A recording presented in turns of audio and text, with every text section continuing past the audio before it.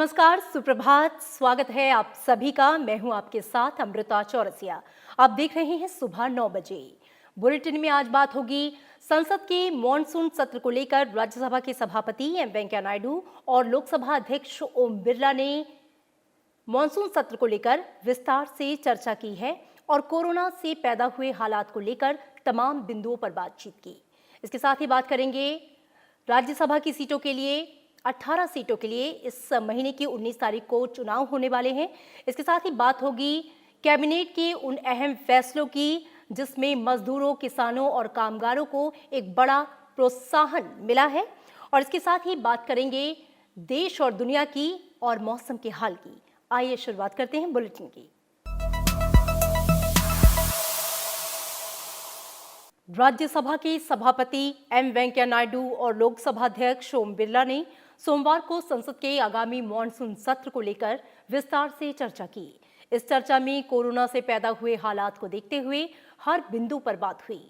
पीठासीन अधिकारियों ने दोनों सदनों के सचिवों को निर्देश दिया है कि वो सोशल डिस्टेंसिंग को सुनिश्चित करते हुए सत्र के लिए संसद के सेंट्रल हॉल के इस्तेमाल की संभावना की पड़ताल करें। राज्यसभा के सभापति एम वेंकैया नायडू ने अपने आधिकारिक आवास पर एक बैठक बुलाई जिसमें दोनों सदनों के महासचिव शामिल हुए। इसमें आगामी मॉनसून सत्र के लिए तमाम विकल्पों पर विचार किया गया। इसमें सेंट्रल हॉल में लोकसभा की बैठक होने की संभावना और राज्यसभा को लोकसभा के चैम्बर में स्थानांतरित करने के उपाय भी शामिल हैं। दोनों सदनों की बैठक को वैकल्पिक दिनों में आयोजित करने पर भी विचार किया गया। दोनों पीठासीन अधिकारियों ने तकनीक को अपनाकर मौजूदा हालात में सत्र को चलाने पर भी जोर दिया। वर्चुअल पार्लियामेंट के विकल्प के बारे में सभी संभावनाओं को तलाशने पर भी दोनों पीठासीन अधिकारियों ने जोर दिया। दोनों महासचिवों ने संसद की विभिन्न समितियों की प्रस्तावित आभासी बैठकों से जुड़े मुद्दों के बारे में पीठासीन अधिकारियों को जानकारी दी। सभापति एम वेंकैया नायडू ने पहले से तय 37 नए सदस्यों को शपथ दिलाने के कार्यक्रम को फिलहाल टाल दिया है। इस पर बाद में विचार किया जाएगा। कृति मिश्रा, राज्यसभा टीवी। गृह कार्य विभाग संबंधी संसदीय स्थायी समिति की 3 जून को प्रस्तावित बैठक कोरोना संकट की मौजूदा स्थिति के चलते टाल दी गई है। कांग्रेस नेता आनंद शर्मा इस समिति के अध्यक्ष हैं। विभिन्न राज्यों में क्वारंटाइन होने के चलते समिति के कुछ सदस्यों ने बैठक में शामिल होने में असमर्थता जताई है। इसी के चलते समिति के अध्यक्ष आनंद शर्मा ने राज्यसभा के सभापति एम वेंकैया नायडू से इस बैठक में शामिल होने में असमर्थ सदस्यों के लिए वीडियो कॉन्फ्रेंसिंग के जरिए शामिल होने की अनुमति मांगी है। इसी बीच राज्यसभा के सभापति एम वेंकैया नायडू और लोकसभा अध्यक्ष ओम बिरला ने विभिन्न समितियों के वर्चुअल बैठक को लेकर चर्चा की। सभापति ने कहा कि नियमों के तहत बैठक को स्थगित करने के लिए राज्यसभा सभापति और लोकसभा अध्यक्ष को अधिकार नहीं है। लिहाजा दोनों ने इस मामले में लोकसभा और राज्यसभा की नियम समितियों के पास भेजने का फैसला किया है। विभाग संबंधी स्थायी समिति के अध्यक्ष अपने आधिकारिक क्षेत्र के तहत संसद परिसर में कभी भी इन बैठकों का आयोजन कर सकते हैं। इसी के तहत आनंद शर्मा ने 3 जून को गृह कार्य विभाग संबंधी संसदीय स्थायी समिति की बैठक बुलाई थी। राज्यसभा की 18 सीटों के लिए इस महीने 19 तारीख को चुनाव करवाया जाएगा। निर्वाचन आयोग ने तारीखों का ऐलान कर दिया है। इन 18 सीटों के लिए नतीजे भी 19 जून को ही घोषित किए जाएंगे। देशव्यापी लॉकडाउन को खोलने की शुरुआत के साथ ही स्थिति सामान्य की ओर लौट रही है। इसे देखते हुए चुनाव आयोग ने इन सीटों पर चुनाव कराने का फैसला किया। 19 जून को आंध्र प्रदेश, गुजरात, झारखंड, मध्य प्रदेश, मणिपुर, मेघालय और राजस्थान की 18 सीटों पर चुनाव कराए जाएंगे। इससे पहले फरवरी में 17 राज्यों से राज्यसभा की 55 सीटों के लिए चुनाव कार्यक्रम घोषित किया गया था। इसमें से 10 राज्यों की 37 सीटों पर प्रत्याशी निर्विरोध ही चुन लिए गए, लेकिन 18 सीटों पर चुनाव बाकी रह गया। इन सीटों पर पहले 26 मार्च को चुनाव कराए जाने थे, लेकिन कोरोना संकट की वजह से लागू किए गए देशव्यापी लॉकडाउन के चलते चुनाव को टालना पड़ा। प्रधानमंत्री नरेंद्र मोदी आज उद्योग संगठन भारतीय उद्योग परिसंघ यानी कि CII के वार्षिक सत्र को संबोधित करेंगे। वो इस संबोधन में भारतीय उद्योग जगत के साथ देश को आर्थिक वृद्धि की राह पर लाने का मंत्र साझा करेंगे। प्रधानमंत्री नरेंद्र मोदी का ये संबोधन ऐसे समय में होने जा रहा है जब लॉकडाउन की पाबंदियों में ढील के साथ ही कंपनियां परिचालन शुरू करने लगी हैं और कारखाने खुलने लगे हैं। वीडियो कॉन्फ्रेंसिंग के जरिए होने वाला ये कार्यक्रम CII की स्थापना के 125 साल पूरा होने के अवसर पर है। उद्योग संगठन की स्थापना 1895 में हुई थी। प्रधानमंत्री नरेंद्र मोदी ने सूक्ष्म, लघु और मझोले उद्यम MSME क्षेत्र के लिए प्रौद्योगिकी आधारित समाधान चैंपियंस का कल दिल्ली में शुभारंभ किया। चैंपियंस प्लेटफॉर्म देश में सभी सूक्ष्म, लघु और मझोले उद्यमों के लिए हर तरह की समाधान एक ही जगह उपलब्ध कराएगा। इससे इस क्षेत्र को सुदृढ़ बनाकर उत्पादन बढ़ाने में मदद मिलेगी। इस प्लेटफॉर्म पर MSME क्षेत्र से संबंधित फाइनेंस, कच्चे माल और सभी तरह की अनुमति के साथ शिकायतों का समाधान भी किया जा सकेगा। साथ ही कारोबारियों को अपने व्यवसाय के विस्तार के लिए नए रास्ते तलाशने में मदद मिलेगी। इससे संभावित उद्यमियों को टेलीफोन, इंटरनेट और वीडियो कॉन्फ्रेंसिंग सहित आधुनिक संचार माध्यमों के जरिए प्रोत्साहन दिया जा सकेगा। प्रधानमंत्री नरेंद्र मोदी ने कैबिनेट के फैसलों को ऐतिहासिक बताया है। उन्होंने कहा कि इनसे किसानों, मजदूरों और कामगारों के जीवन में सकारात्मक बदलाव को प्रोत्साहन मिलेगा।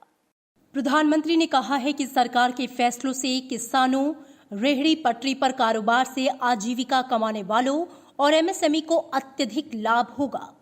MSME की परिभाषा में परिवर्तन से न सिर्फ आत्मनिर्भर भारत अभियान को प्रोत्साहन मिलेगा, बल्कि देश के उद्यमों को नया जीवन भी मिलेगा। सरकार के सकारात्मक सुधारों से अनेक लोगों को रोजगार के अवसर मिलेंगे। प्रधानमंत्री ने रेहड़ी पटरी कारोबार से जुड़े लोगों को ऋण उपलब्ध कराने के सरकार के प्रयासों के महत्व पर बल दिया। उन्होंने कहा कि PM स्वनिधि स्कीम से 50 लाख से अधिक लोगों को लाभ होगा। ये योजना रेहड़ी पटरी कारोबार से जुड़े लोगों को मौजूदा चुनौतीपूर्ण समय में कारोबार फिर शुरू करने के जरिए आत्मनिर्भर भारत अभियान से जोड़ेगी।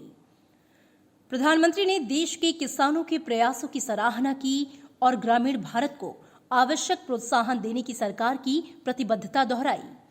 इसी प्रतिबद्धता के तहत सरकार ने खरीफ की 14 फसलों के न्यूनतम समर्थन मूल्य में लागत की करीब 1.5 गुना वृद्धि की। प्रधानमंत्री ने कहा कि 3 लाख रुपए तक के लघु अवधि ऋण को चुकाने की अवधि भी इसी उद्देश्य से बढ़ाई गई है। Bureau report, Rajya Sabha TV. इससे पहले केंद्र सरकार के दूसरे कार्यकाल के 1 साल पूरा होने के बाद कल पहली कैबिनेट बैठक हुई।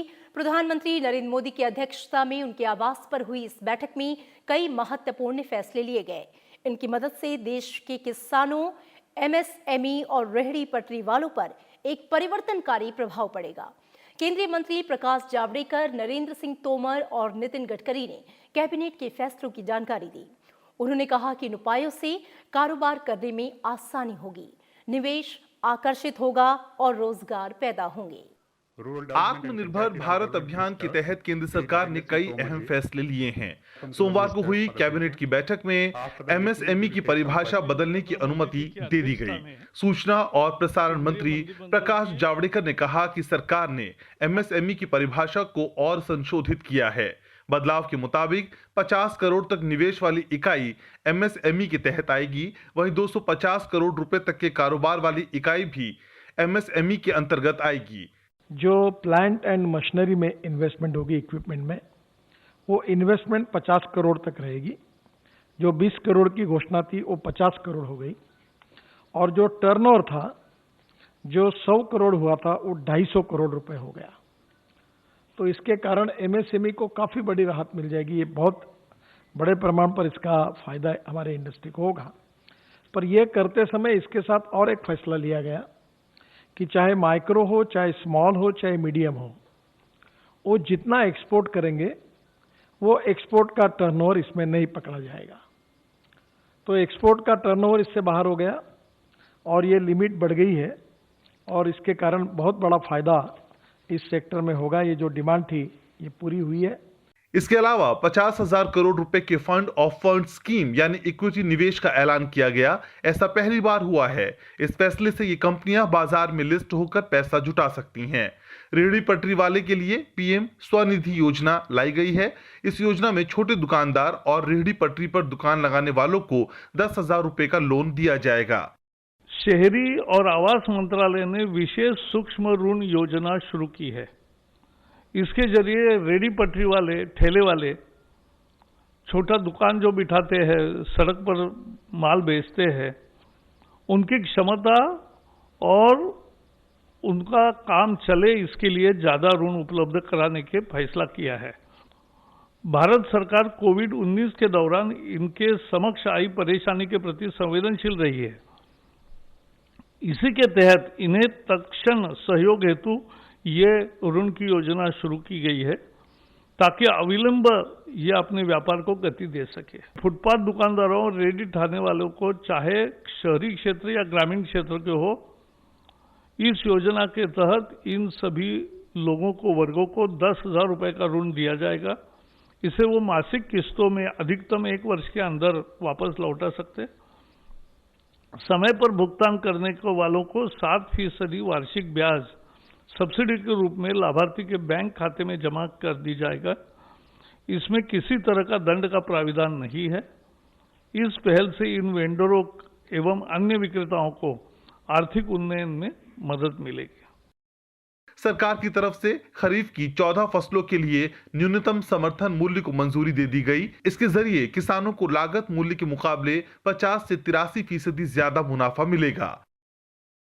जो कृषि लागत और मूल्य आयोग है, यह सामान्य तौर पर एक पूरा मैकेनिज्म बना हुआ है जिसमें वो लोग मिलकर कृषक की उत्पादन में जो लागत आ रही है और लागत के समय जो जो चीज़ें उपयोग होती हैं, चाहे वो बीज की कीमत हो, खाद की कीमत हो, मानव का श्रम हो, बैल का श्रम हो, मशीन का खर्चा हो, डीजल हो, बाकी सारी चीज़ों को जोड़कर वो ये तय करते हैं कि लागत कितनी आ रही है और उसके ऊपर समर्थन मूल्य कम से कम 50% और उससे अधिक, जैसे मैंने 64 भी बताया, 83 भी बताया, इतना प्रतिशत उसमें बढ़ा है।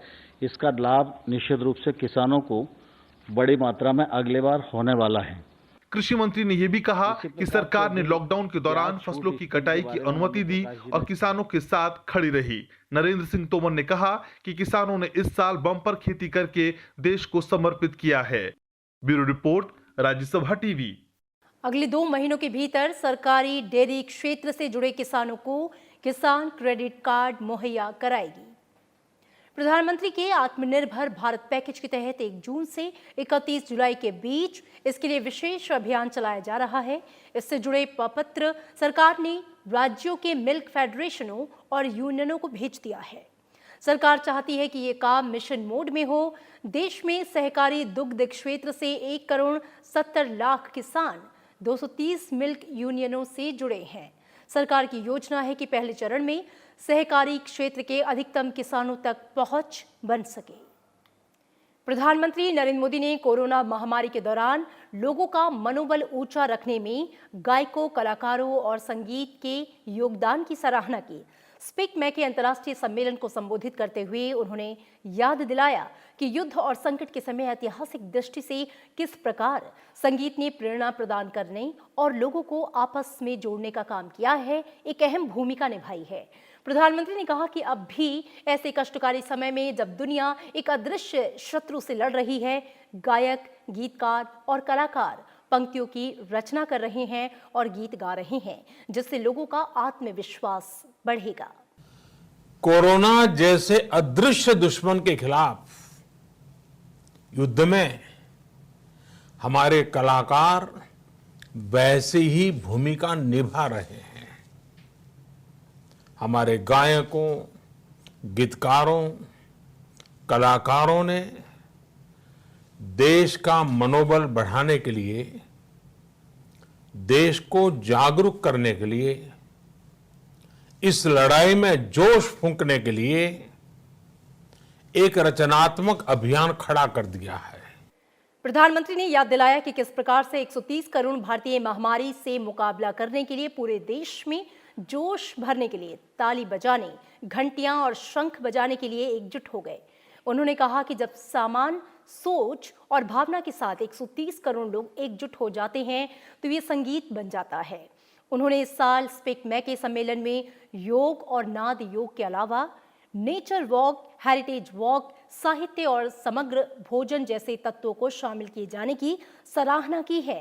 साथ ही कहा कि तकनीक के साथ प्राचीन कला और संगीत का सम्मिश्रण समय की मांग है। उन्होंने उम्मीद जताई कि ये सम्मेलन कोरोना वायरस के खिलाफ हमारी लड़ाई को नई दिशा देगा। जब 130 करोड़ लोग एक भावना से साथ आते हैं, एक संग जुड़ते हैं, तो ये संग ही संगीत बन जाता है। मुझे विश्वास है कि स्पीक मैके का ये डिजिटल कार्यक्रम भी देश के इस अभियान को एक नई दिशा देने का काम करेगा।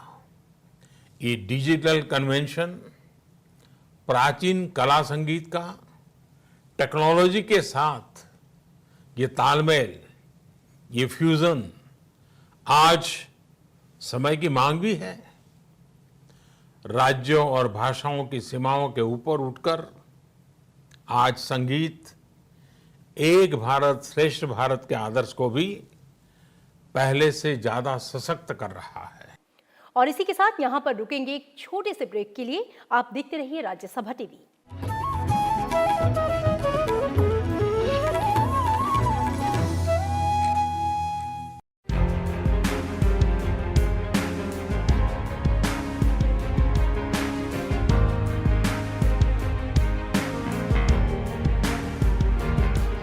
Launched on April 2nd, 2020, Arogya Setu app empowers Indian citizens in the fight against COVID-19. It enables people to assess themselves against the risk of catching coronavirus infection. Arogya Setu became the world's largest contact tracing app in 40 days, having 11.69 crore registered users. हम सभी corona virus की वजह से बहुत चिंतित हैं। Corona virus को फैलने से रोकने के लिए एक छोटी चीज हम कर सकते हैं। हमारे हाथ धोने बहुत जरूरी है। सिर्फ पानी से नहीं हाथ धोने हैं, साबुन जरूर इस्तेमाल करना है। और जब आप हाथ मल रहे हो साबुन से, यह आपकी सुरक्षा के लिए है। 20 सेकंड जरूर मलिएगा।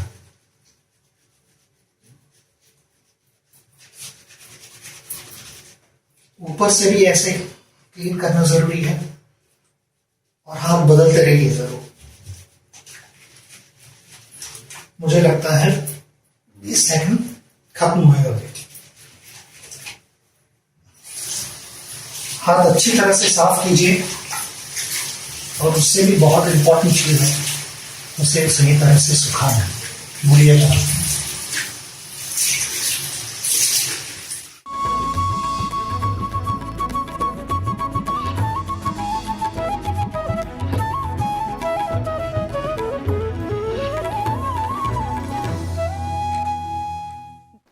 ब्रेक के बाद स्वागत है आपका। आप देख रहे हैं राज्यसभा टीवी।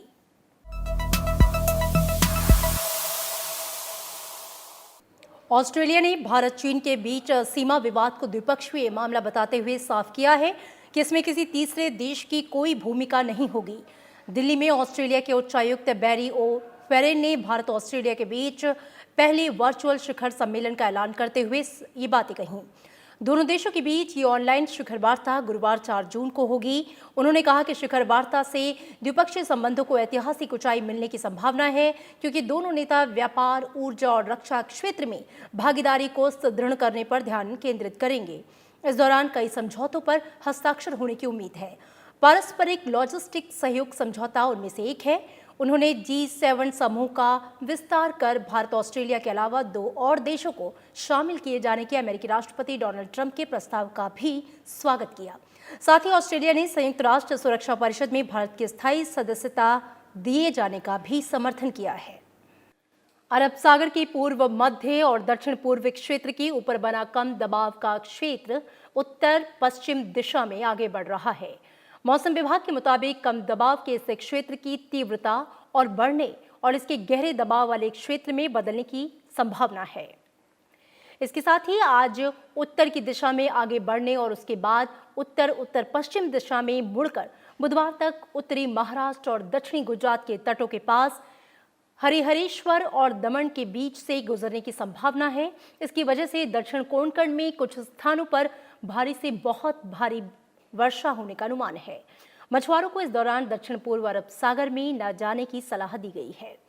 केंद्रीय गृह मंत्री अमित शाह ने कल दिल्ली में राष्ट्रीय आपदा प्रबंधन प्राधिकरण, राष्ट्रीय आपदा मोचन बल और मौसम विभाग के वरिष्ठ अधिकारियों के साथ चक्रवाती तूफान से निपटने की तैयारियों के बारे में समीक्षा बैठक की। अमित शाह ने गुजरात और महाराष्ट्र के मुख्यमंत्रियों के साथ वीडियो कॉन्फ्रेंसिंग के जरिए बात कर तैयारियों की समीक्षा की। गृह मंत्री ने उन्हें केंद्र सरकार से हर संभव सहायता का आश्वासन दिया। देश में कोरोना संक्रमण के आंकड़े जहां तेजी से बढ़ रहे हैं, वहीं राहत की बात यह है कि लोगों के ठीक होने की संख्या भी तेजी से बढ़ रही है। साथ ही इस वायरस के संक्रमण से मरने वालों की संख्या में कमी आ रही है। आंकड़ों पर नजर डालें तो 15 अप्रैल को रिकवरी रेट 11.42% था, जो 3 मई को बढ़कर 26.59% पहुंच गया और 18 मई को रिकवरी रेट 38.29% था। अब ये बढ़कर 48.19% पर पहुंच गया है। दूसरी तरफ इस वायरस के संक्रमण से मरने वालों का आंकड़ा भी घटता जा रहा है। 15 अप्रैल को 3.30%, 3 मई को 3.25%, 18 मई को 3.15% और 1 जून को ये आंकड़ा 2.83% पर पहुंच गया है। अगर विश्व भर के आंकड़ों पर नजर डालें तो पूरे विश्व में हो रही मौतों का आंकड़ा 6.19% है। कई देश में जहां कोरोना वायरस से मरने वालों का आंकड़ा लगातार बढ़ता जा रहा है। अमेरिका में संक्रमण से मरने वालों की दर 5.92% है। ब्रिटेन में 14.07% और इटली में 14.33% दर्ज की गई है। स्पेन में 12.12%, फ्रांस में 19.35% रही है, जबकि भारत में ये 2.83% है, जो काफी बेहतर स्थिति है। और अब बात वंदे भारत मिशन की। 7 मई से शुरू हुए वंदे भारत मिशन का आज 27वां दिन है। मिशन के तहत प्रतिदिन हजारों भारतीय स्वदेश लौट रहे हैं। आज भी कई देशों से विशेष उड़ानों का परिचालन किया जा रहा है। कई देशों से उड़ानें भारत लौट चुकी हैं, जबकि कुछ पहुंचने वाली हैं। कोरोना संकट के दौर में भारत सरकार की तरफ से चलाया गया वंदे भारत मिशन उन तमाम भारतीयों के लिए मददगार बना है जो लॉकडाउन की वजह से अलग अलग देशों में महीनों से फंसे हुए थे और अब विशेष उड़ानों के जरिए स्वदेश लौट रहे हैं। सोमवार को एयर इंडिया के विशेष विमान के जरिए कजाकिस्तान में फंसे 144 और स्पेन में फंसे 244 भारतीयों की वापसी हुई। पड़ोसी देश बांग्लादेश से भी एयर इंडिया का विशेष विमान भारतीयों को लेकर ढाका से कोलकाता पहुंचा। खाड़ी देशों से भी 2000 से अधिक भारतीयों की वापसी हो रही है और इसके लिए 14 विशेष उड़ानें निर्धारित की गई हैं। इनमें संयुक्त अरब अमीरात से 8 और दुबई से 6 उड़ानें शामिल हैं। मिशन के 25वें दिन यानी रविवार को 20 विशेष उड़ानें विभिन्न देशों से वापस लौटी। इनके जरिए कुल 3564 भारतीयों की स्वदेश वापसी हुई। खाड़ी देशों में फंसे करीब 2500 भारतीयों को विशेष विमानों से स्वदेश लाया गया। इनमें दुबई से 6 उड़ानों के परिचालन द्वारा 1000 से ज्यादा से अधिक भारतीयों की वतन वापसी हुई। इधर समुद्र सेतु अभियान का दूसरा चरण भी शुरू हो गया है। इसके तहत भारतीय नौसेना का पोत INS जलाशय श्रीलंका के कोलंबो बंदरगाह से 700 भारतीयों को लेकर तमिलनाडु के तूतीकोरिन के लिए लौटेगा। वंदे भारत मिशन के अंतर्गत श्रीलंका में फंसे भारतीयों की स्वदेश वापसी के लिए ये पहला समुद्र सेतु अभियान है। जहाज में सुरक्षित दूरी के पालन का ध्यान रखा जा रहा है और चिकित्सा सहित अन्य सुविधाएं भी उपलब्ध हैं। अखिलेश सुमन, राज्यसभा टीवी। नौसेना का युद्धपोत INS जलाश्व श्रीलंका की राजधानी कोलंबो से 685 भारतीयों को लेकर आज तमिलनाडु के तूतीकोरिन पहुंचेगा। ऑपरेशन समुद्र सेतु के तहत 685 भारतीयों को श्रीलंका से भारत लाया जा रहा है। इसमें से 553 पुरुष और 125 महिलाएं और 7 बच्चे शामिल हैं। इससे पहले आईएनएस जलाश्व मालदीव में फंसे करीब 1286 भारतीयों को सुरक्षित कोच्चि ला चुकी है और कोलंबो से 700 भारतीयों को तूतीकोरिन पहुंचाने के बाद एक बार फिर आईएनएस जलाश्व मालदीव के लिए रवाना की जाएगी और वहां फंसे करीब 700 और भारतीयों को वापस स्वदेश लाने के लिए एक और ऑपरेशन को अंजाम देगी। ऑपरेशन समुद्र सेतु के तहत भारत सरकार द्वारा शुरू किए गए अभियान में विदेशों में फंसे भारतीयों को लाने का काम शुरू कर दिया गया है। मालदीव से कई भारतीयों को सकुशल स्वदेश पहुंचाने के बाद अब आईएनएस जलाश्व कोलंबो से 700 और भारतीयों को लेकर तूतीकोरिन पहुंचेगा। नौसेना पहले फेज में 1488 लोगों को माले से कोच्चि ला चुकी है। अमेरिका में अश्वेत नागरिक की पुलिस हिरासत में मौत के बाद बेकाबू हो रहे हालात को देखते हुए राष्ट्रपति डोनाल्ड ट्रंप ने सेना को उतारने का फैसला लिया है। सोमवार रात दिए अपने एक बयान में राष्ट्रपति ट्रंप ने कहा कि जॉर्ज फ्लॉयड की निर्मम हत्या से सभी अमेरिकी दुखी हैं और उनके मन में भी एक आक्रोश है। जॉर्ज और उनके परिवार को इंसाफ दिलाने में वो कोई कसर नहीं छोड़ेंगे, मगर राष्ट्रपति के तौर पर उनकी पहली प्राथमिकता अपने देश और इसके नागरिकों के हितों की रक्षा करना है। उन्होंने कहा कि रविवार रात वॉशिंगटन डीसी में जो कुछ हुआ वो बेहद गलत है। ट्रंप ने दंगाइयों को सख्त लहजे में चेतावनी दी। अमेरिकी राष्ट्रपति के इस बयान के बाद भी प्रदर्शनकारियों ने व्हाइट हाउस के बाहर फिर प्रदर्शन किया, जिसमें पुलिस के साथ उनकी झड़प हुई। दरअसल बीते 25 मई को धोखाधड़ी के आरोप में अश्वेत अमेरिकी नागरिक जॉर्ज फ्लॉयड को पुलिस हिरासत में लिया गया, लेकिन हिरासत में नागरिक की मौत के बाद लोग भड़क उठे। I am taking immediate presidential action to stop the violence and restore security and safety in America. I am mobilizing all available federal resources, civilian and military, to stop the rioting and looting, to end the destruction and arson, and to protect the rights of law-abiding Americans, including your Second Amendment rights. आज तेलंगाना राज्य का स्थापना दिवस है। इस मौके पर राष्ट्रपति रामनाथ कोविंद ने प्रदेशवासियों को बधाई दी। राष्ट्रपति ने कहा कि पूरे देश को तेलुगु संस्कृति और साहित्य के समृद्ध इतिहास पर गर्व है। इस भूमि के मेहनती लोगों ने राष्ट्र के लिए महत्वपूर्ण योगदान दिया है। उपराष्ट्रपति एम वेंकैया नायडू ने भी तेलंगाना राज्य दिवस के मौके पर लोगों को बधाई दी है। उपराष्ट्रपति ने अपने संदेश में कहा कि प्राकृतिक संसाधनों, समृद्ध गौरवशाली इतिहास से संपन्न तेलंगाना विविध संस्कृतियों व भाषाओं का संगम स्थल है। भारत की गंगा जमुनी तहजीब के प्रतीक इस प्रदेश के सुखद संपन्न भविष्य के लिए मेरी शुभकामनाएं। और इन तमाम खबरों के साथ इस बुलेटिन में फिलहाल मेरे साथ इतना ही। आप देखते रहिए राज्यसभा टीवी। दीजिए इजाजत, नमस्कार।